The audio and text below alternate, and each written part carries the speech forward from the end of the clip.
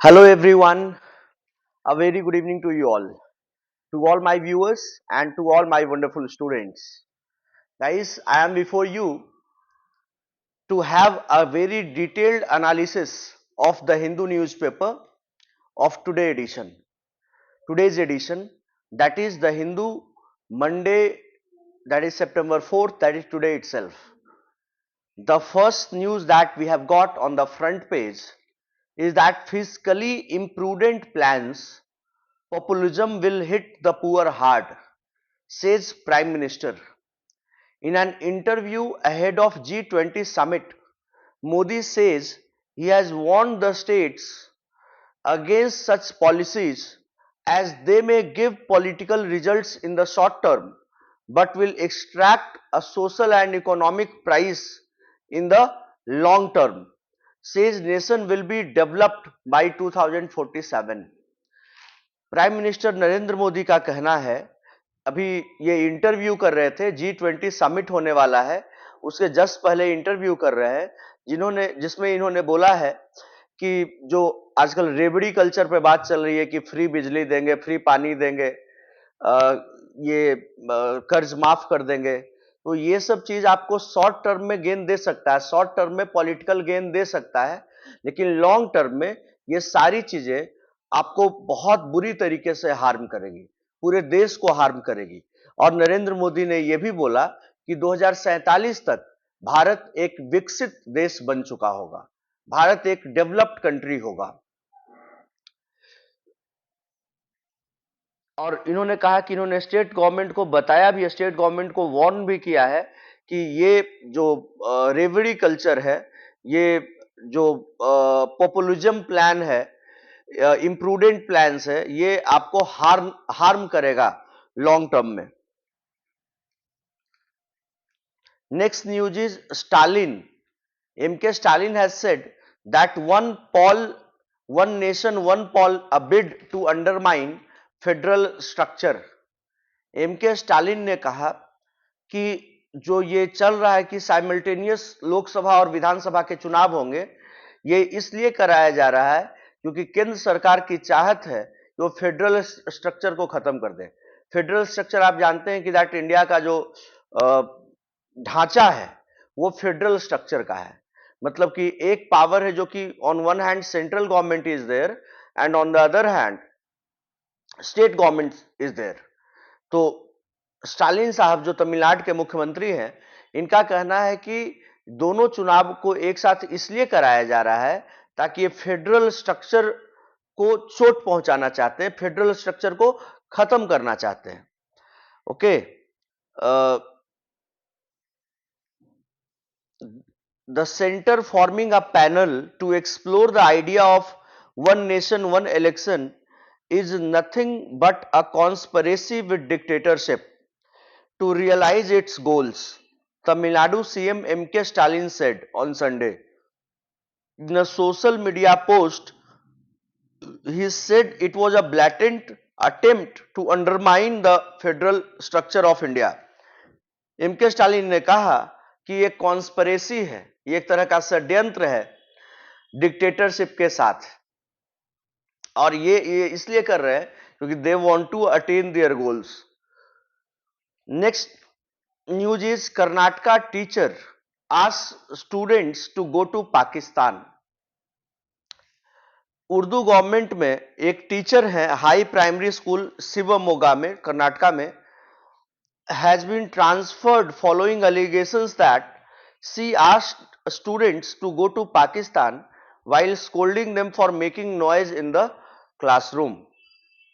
कोई क्लास में हल्ला कर रहा था तो लेडी टीचर ने बोला कि तुम पाकिस्तान चले जाओ, क्योंकि क्लास में हल्ला हो रहा था, बच्चे लोग हल्ला करते ही है। नेक्स्ट न्यूज इज मल्लिकार्जुन खड़गे calls meet of floor leaders of India ahead of special session. Mallikarjun खड़गे इंडिया ब्लॉक, जो अपोजिशन ब्लॉक का नाम दिया गया है, उन सब लोगों को बुलाया है मीटिंग के लिए। जो स्पेशल सेशन अभी पार्लियामेंट का बुलाया गया है उसके रिगार्ड में कि हम इनकी स्ट्रैटेजी कैसी होगी, ये किस तरह से आगे बढ़ेंगे, जब क्योंकि चांसेस है कि वन नेशन वन इलेक्शन वाला मामला आए, तो how they will counter it, how they will be resisting, how they will be attacking the government. Okay, तो मल्लिकार्जुन खड़गे का जो स्टेटमेंट है वो मैं पढ़ के सुनाता हूं आपको। This gimmick of forming a committee on one nation one election is a subterfuge for dismantling the federal structure of India। Mallikarjun खड़गे का भी यही कहना है कि फेडरल स्ट्रक्चर को तोड़ने के लिए, फेडरल स्ट्रक्चर को खत्म करने के लिए ये लोग कॉन्स्पायर कर रहे हैं वन नेशन वन इलेक्शन। लेकिन अगर आप लॉजिकली देखिए, पॉलिटिक्स से हट करके देखिए, तो ये फेडरल स्ट्रक्चर इसमें खत्म कैसे होगा? फेडरल स्ट्रक्चर, जिनको चुनाव लड़ना है, राज्य में कोई भी जीत सकता है, कोई भी सरकार बना सकता है। अगर जनता आपको वोट देगी तो आप भी सरकार बना सकते हैं। तो फेडरल स्ट्रक्चर को मुझे नहीं लगता है कि इसमें कोई खतरा है। Next news is Assam government forms three member panel to draft anti polygamy law. मैंने पहले भी बताया था कि हिमंता बिस्वा शर्मा, जो कि वहां के चीफ मिनिस्टर हैं, बड़े ही फायर ब्रांड लीडर हैं बीजेपी के, तो उन्होंने बोला था कि हम लोग पोलीगामी को बैन करेंगे। तो आसाम गवर्नमेंट अभी 3 लोगों का एक पैनल बनाया है एंटी पोलीगामी लॉ बनाने के लिए, कि पोलीगामी को खत्म करना है। तो एंटी पोलीगामी लॉ को बनाने के लिए 3 गणमान्य लोगों की कमिटी बनाई है, जो कि हिमंता बिस्वा शर्मा ने संडे को बताया। Members of the panel are state advocate general Devajit Saikia, legal remembrancer Kuntal Sharma Pathak and DGP Gyanendra Pratap Singh. इन तीनों को मेंबर रखा गया है पैनल में। Mister Sharma said the state government had earlier formed a committee headed by former Guwahati high court जज justice Rumi Phukan retired to examine the legislative competence of the assembly to enact such a law. We first wanted to check if the state government has the right to ban polygamy. The panel said the government has the right. पहले जो Guwahati high court की जज थी justice Rumi Phukan, retired, तो इनको chairman बनाया गया था कमिटी को हेड करने के लिए, कि पहले ये देखा जाए कि स्टेट गवर्नमेंट के पास लेजिस्लेटिव कॉम्पिटेंस है या नहीं, स्टेट गवर्नमेंट के पास वो अधिकार है या नहीं कि ये अपना एक पोलीगामी को बैन करने वाला कानून ला सकते हैं। तो जब इन्होंने गो अहेड दे दिया जस्टिस रूमी फुकन ने, तब जाकर के हिमंता बिस्वा शर्मा अब ड्राफ्ट करने के लिए, एंटी पोलीगामी लॉ को ड्राफ्ट करने के लिए 3 मेंबर का पैनल बनाए हैं। इसमें एडवोकेट जनरल हैं वहां के, लीगल रिमेम्ब्रांसर है और डीजीपी ज्ञानेंद्र प्रताप सिंह साहब हैं। तो ये ऐसा चल रहा है। Next is Udhayanidhi's remarks on Sanatan Dharma spark row. Udhayanidhi, इसका स्टालिन का बेटा है, वहां के तमिलनाडु के मुख्यमंत्री का, और इसने जो बयान दिया है सनातन धर्म को लेकर के, वो कहीं से भी जायज नहीं है। In fact any Hindu, any person who is following Hindu dharma will be offended by his statements, right? The way, the manner, the recklessness, the irresponsibility with which he had given the statement. Just firstly I shall be reading it out for you, that इसने कहा कि calling for eradication of सनातन धर्मा, कि खत्म कर दो सनातन धर्म को, और बोला कि डेंगू की तरह, मच्छर की तरह, मलेरिया की तरह, कोरोना वायरस की तरह, जैसे इन सब को इरेडिकेट किया गया, खत्म किया गया, उसी तरह से सनातन धर्म को भी खत्म करना चाहिए। सनातन धर्म को, मतलब कि सनातन धर्म को कंपेयर कर रहा है ये लड़का डेंगू, मलेरिया, कोरोना वायरस और मच्छर से। अब क्या ही कह सकते हैं। नेक्स्ट इसमें आगे इसने कहा कि that reacting sharply union home minister Amit Shah on Sunday accuse the DMK. Amit Shah ने जवाब दिया है एंड कहा है कि कांग्रेस का जो अलायंस है डीएमके के साथ, that of insulting Sanatan Dharma for vote bank politics while launching the BJP's Parivartan Yatra at Dungarpur in election bound Rajasthan. Rajasthan में जब अमित शाह प्रचार कर रहे थे, परिवर्तन यात्रा को लॉन्च करना था, तो अमित शाह ने जवाब दिया कि ये सनातन धर्म का अपमान करना है वोट बैंक पॉलिटिक्स के लिए, और ये कांग्रेस की एक कलाई है, तो कांग्रेस को जवाब देना चाहिए। citing Congress MP Karti P. Chidambaram's defense of Mr. Uday Nidhi, he said these were calls by them for the abolition of Sanatan Dharma. These people have talked about Sanatan Dharma for vote bank appeasement. They have insulted. जो अमित शाह का statement है। इसके बाद they say that if Modi wins, Sanatan rule will come. Sanatan is ruling the hearts of the people. Modi has said the country will run on the basis of constitution. Amit Shah ने कहा कि सबको लगता है कि अगर मोदी जीतेंगे तो सनातन धर्म का शासन आ जाएगा, लेकिन नरेंद्र मोदी ने Sanatan is ruling the hearts of the people, Sanatan Dharma पूरे देश के लोगों के दिलों पे राज कर रहा है, और मोदी जी ने कहा है कि कंट्री कॉन्स्टिट्यूशन के हिसाब से ही चलेगा। Mr. Shah said it could go to any extent for vote bank politics, but the more they talked against Sanatan Dharma, the less they would be visible. कि जितना सनातन धर्मा को गाली देंगे, उतना ही इनका मतलब कि पॉलिटिकल करियर खत्म हो जाएगा।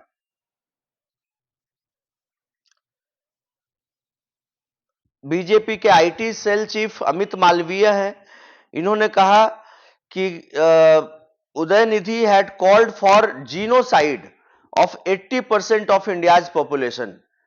उदय निधि ने फिर क्लेरिफाई किया कि Sanatan Dharma is a principle that divides people in the name of caste and religion.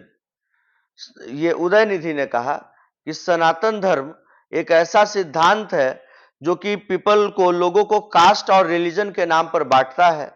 Uprooting it is upholding humanity and human equality. I stand firmly by every word I have spoken. I spoke on behalf of the oppressed and marginalized who suffer due to Sanatan Dharma. देखो मतलब ये logic भी दे रहा बंदा, एक तो इतना गलत बात बोला है और ये लॉजिक दे रहा है। इसको गांव में कहते हैं थोथोलॉजी, बिना कोई मतलब का, कोई जिसको कोई लॉजिक नहीं है, हाईली इलॉजिकल, और इस पे जवाब दे रहा है कि सनातन धर्म लोगों को बांटता है धर्म के बेसिस पर, जाति के बेसिस पर, और हम जो मतलब जो अप्रेस्ड है, जिनको दबाया गया है, जो मार्जिनलाइज सेक्शन ऑफ सोसाइटी है, उनको एक तरह से उनकी आवाज बन करके मैं बोल रहा हूं। What would you say that about this kind of person? Is a joker. On the next page, we don't have any news as such. Next is government committed to providing quota to Maratha community, says Eknath Shinde. Eknath Shinde ने बोला कि महाराष्ट्र की जो सरकार है वो कोटा देने के लिए एकदम कमिटेड है, मराठा कम्युनिटी को कोटा रिजर्वेशन मिलेगा। और महाराष्ट्र के चीफ मिनिस्टर ने हैज ऑर्डर्ड इन्वेस्टिगेशन और probe into police lathicharge also. और जो एसपी था, जिला का जो कप्तान था, पुलिस कप्तान था, उसको कंपलसरी लीव पे भेज दिया महाराष्ट्र के चीफ मिनिस्टर ने। महाराष्ट्र के deputy chief minister Devendra Fadnavis ने इसके लिए माफी भी मांगी है आज। Next is Bhilwara rape murder case, girl was burnt alive. Police ने कोर्ट को बताया कि लड़की को जिंदा जला दिया गया था। 400 पेज का चार्जशीट फाइल किया गया कोर्ट के सामने, जिसमें कि named 9 of the 11 accused. A separate charge sheet would be filed against two minors allegedly involved in the crime. जो दो माइनर हैं उनके लिए अलग से एक चार्जशीट आएगा. Forensic examination report has suggested that the girl was alive before being burnt in the furnace. She would be unconscious but she was alive. ये डीएसपी श्याम सुंदर बिश्नोई ने कहा.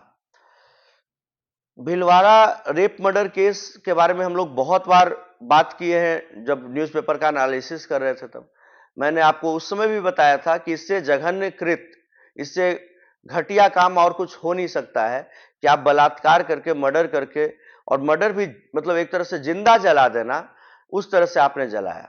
डीएसपी जो है वो बोल रहा है कि फॉरेंसिक रिपोर्ट ये इस चीज को सजेस्ट कर रहा है कि उसको जिंदा जलाया गया. और जिंदा ही नहीं, जिंदा के साथ साथ ये भी है कि वो हो सकता है कि बेहोशी की अवस्था में हो सकती है, बट शी वॉज अलाइव. मतलब कि कैसे कोई ऐसे जला सकता है. बट इस तरह की चीजें हमारे देश में हो रही हैं. Next news is JP Nadda flags of BJP यात्रा. ये मैंने बताया कल. राजस्थान का बताया था, एमपी का है. बीजेपी के यात्रा को जेपी नड्डा जो बीजेपी के प्रेसिडेंट हैं वो उसका उद्घाटन करते हैं. और attacks India block over DMK leaders remark, जो कि सनातन धर्मा वाला जो रिमार्क है उस पर नड्डा साहब ने भी बयान दिया है. तो सर को इसको तो मतलब इससे घाटा है. मतलब जो भी बयान दिया उसके पार्टी को, कांग्रेस को इससे घाटा हो जाएगा. They are not understanding that every Hindu who shall be listening to this, who shall be reading this, that person shall be offended. Next is 3 arrested for vandalizing murals at Gujarat temple.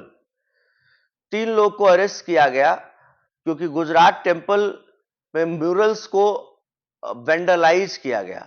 The police have arrested 3 persons for vandalizing and defacing murals on a wall of a Hanuman temple at Salangpur in Gujarat Boted district. अब क्या कर सकते हैं, एक से एक घटिया इंसान है. बताओ, जाकर के मंदिर में इस तरह का काम कर रहे हैं. ऐसे ऐसे लोगों को मतलब बीच रोड पे मारना चाहिए पहले. Next is BJP draws up game plan to ensure victory in 10 की Lok Sabha seats in Bihar. BJP क्योंकि 2024 का चुनाव आने वाला है और बिहार बीजेपी भी इसी काम में लगी हुई है कि किस तरह से हम लोग सारे सिस्टम को टाइट करें, किस तरह से स्ट्रैटेजी बनाएं कि कम से कम हम लोग जो मेन, जीतने का तो सारा सीट जीते, लेकिन मेन जो 10 लोकसभा की सीट है उसको हर हाल में जीते. उसके लिए इन्होंने प्लान बनाया है. सम्राट चौधरी ने बोला है कि हम लोग जीतेंगे. और जो 10 सीट है अभी वो जेडीयू के पास है. उस जो 10 सीट है वो अभी जेडीयू के पास है 7. और उसके बाद 2 है राष्ट्रीय लोक जनशक्ति पार्टी के पास है, मतलब पशुपति पारस के पास है, वैशाली और नवादा. और उसके बाद 1 विद द कांग्रेस किशनगंज. और बीजेपी ये 10 के 10 जीतना चाहती है. देखिए मोदी लहर में क्या होता है, क्योंकि एक बार राम मंदिर का गेट खुल जाएगा 14 जैन को, उसके बाद देश में एक गजब का माहौल बन जाएगा. Let's see what happens. Next one is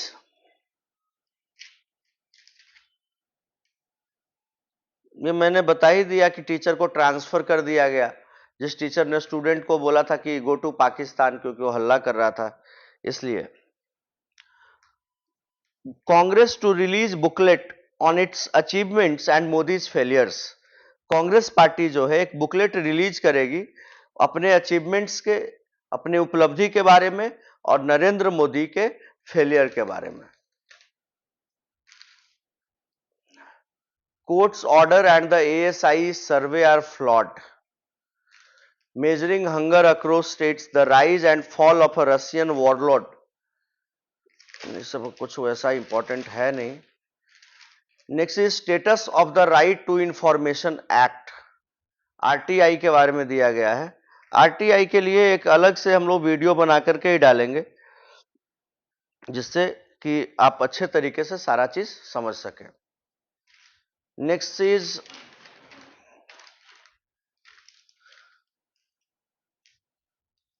campaigning ends for by-elections in 7 assembly constituencies। Campaign जो इलेक्शन कैंपेन चल रहा था बाई इलेक्शन के लिए, 7 बाई इलेक्शन होना है अभी असेंबली कॉन्स्टिट्यूएंसीज में, सबका कैंपेनिंग खत्म हो गया। अब चुनाव होगा। Next is law ministry officials brief former president Ramnath Kovind on simultaneous polls. आपको मैंने बताया था कि रामनाथ कोविंद उस कमिटी को चेयर करेंगे, उस कमिटी को हेड करेंगे। तो लॉ मिनिस्ट्री के ऑफिशियल्स जो हैं वो अभी भारत के पूर्व राष्ट्रपति मुर्मू जी के पहले रामनाथ कोविंद साहब थे, इनको पूरा का पूरा ब्रीफ किया गया है कि वन नेशन वन इलेक्शन एक साथ जो होगा वो कैसे कैसे क्या होगा, सारे प्रोज एंड कॉन्स को इनको बताया गया है लॉ मिनिस्ट्री के द्वारा फॉर्मर प्रेसिडेंट रामनाथ कोविंद साहब को।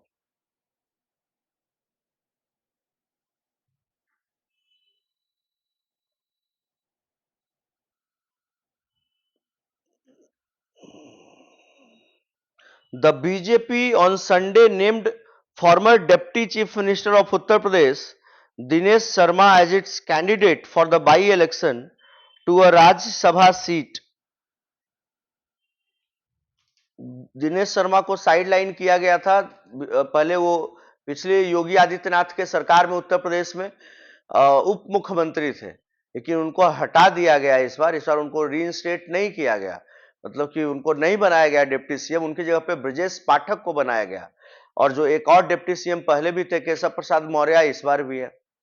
पहले भी चीफ मिनिस्टर योगी जी थे, अभी भी योगी जी हैं। बस एक और डिप्टी सीएम दिनेश शर्मा को हटा करके ब्रजेश पाठक को लाया गया। दोनों ही ब्राह्मण कम्युनिटी से आते हैं, तो दोनों से मतलब वोट बैंक का बहुत ज्यादा का अंतर होगा नहीं, पड़ेगा ही।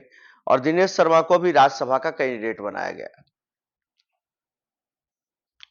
Congress to celebrate first anniversary of Bharat Jodo Yatra on September 7। Bharat Jodo यात्रा का एनिवर्सरी, प्रथम anniversary, first anniversary Congress shall be celebrating on 7 सितंबर। 7 सितंबर को पहला एनिवर्सरी मनाएगी कांग्रेस। और इसके बाद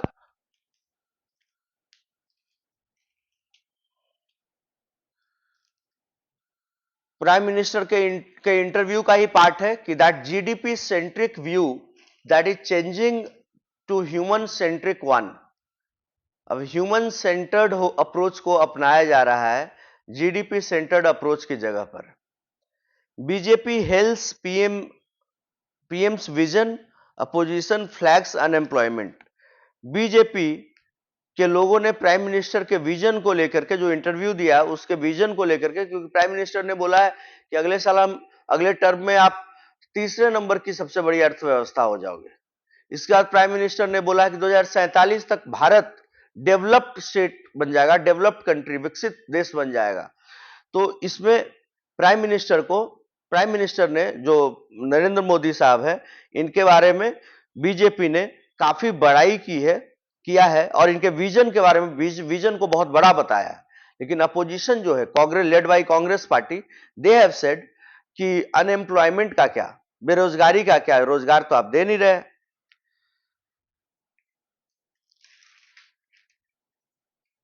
नेक्स्ट न्यूज इज, इसरो ने कहा कि Aditya L1 is healthy in new orbit. ISRO ने नया न्यूज दिया है कि आदित्य L1 एकदम हेल्दी कंडीशन में है और वो अपने नए ऑर्बिट में जा चुका है।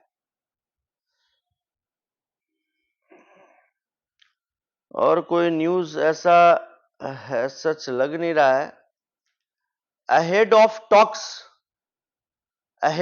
Talks on grain deal, Russia attacks Ukraine port.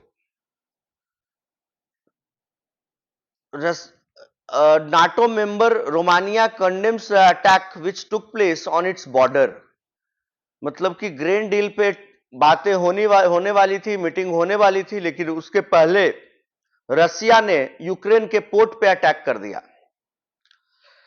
Russian drones targeted Ukraine's southern Odisha region in the early hours of Sunday, with Moscow hitting a Danube port on the border with the NATO member Romania in an attack condemned by Bucharest.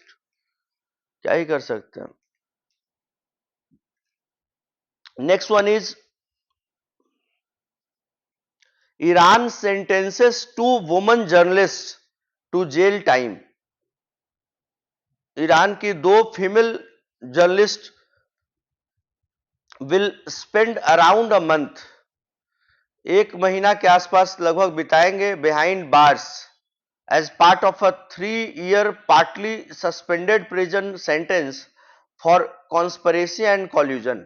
Conspiracy और collusion के कारण 2 female Iranian journalist को jail भेज दिया गया.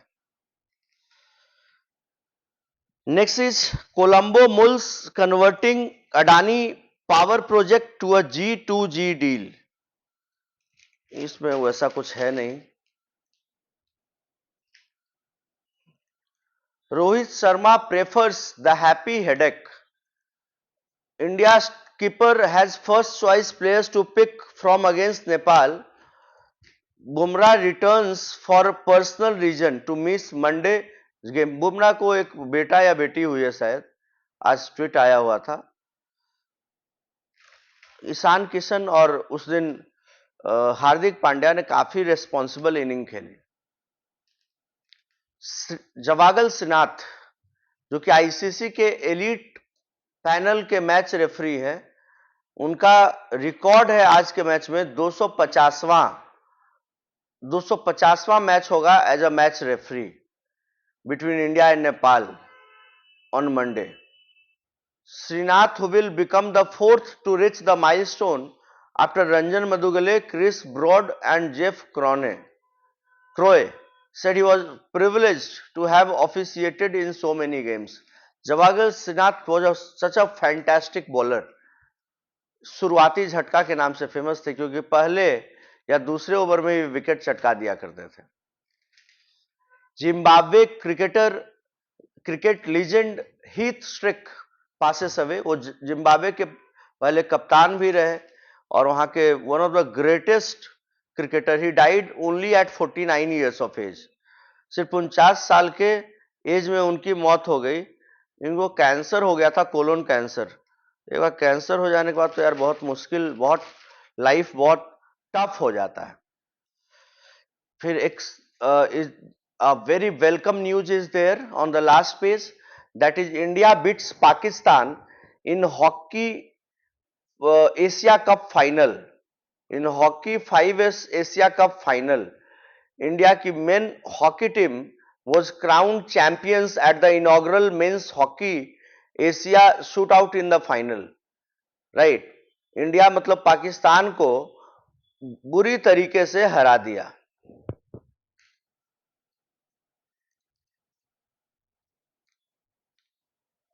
There is no news as such. So guys, I have tried to cover the Hindu newspaper in a very simple language, and I hope that you have understood all the articles in a very lucrative manner, simple manner. Okay, and I hope that you love the video.